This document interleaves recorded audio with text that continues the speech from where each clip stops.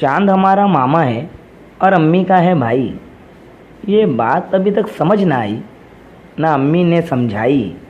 दोस्तों, ऐसे ही बहुत सारी बातें जो हमें समझ नहीं आई बचपन से लेकर अभी तक, ऐसे ही बातों को समझने के लिए हमने सिलसिला जारी किया है अपने channel RFB's stage and drama club में।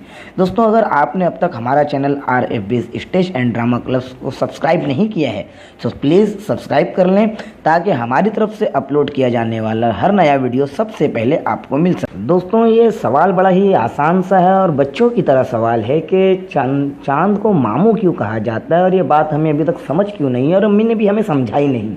लेकिन इसका जवाब ज़रा सा मैच्योर हो सकता है देखने के किस तरीके से चांद जो है हमारा मामू लगता है और वो अम्मी का भाई लगता है।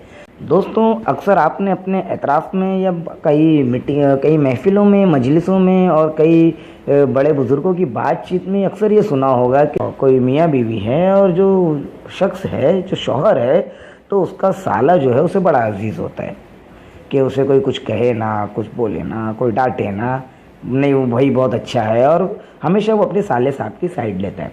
लेकिन कभी कभी जो है अपनी वाइफ को चिढ़ाने के लिए वो उसके सामने साले की बुराई करता है।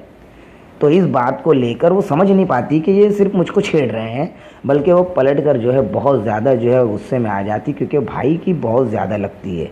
तो भाई की बहन को बहुत ज़्यादा लगती है, बहुत ज़्यादा एहसास होता है कि भाई नहीं मेरा भाई है, ये है, वो है।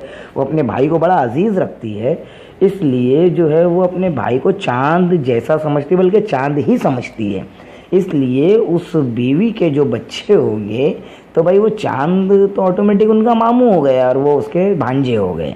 तो इस तरीके से हम ये एक अंदाज़ा लगाए, कयास कर सकते हैं कि इस तरीके से जो है चंदा जो है लोगों का मामा हो गया, और मम्मी जो है लोगों को, अपने बच्चों को जो है कहानियाँ सुनाती थी कि भाई चंदा मामा दूर के, बड़े पकाए भूर के आप डाले। उम्मीद करता हूँ दोस्तों आपको हमारा आज का वीडियो ज़रूर पसंद आया होगा।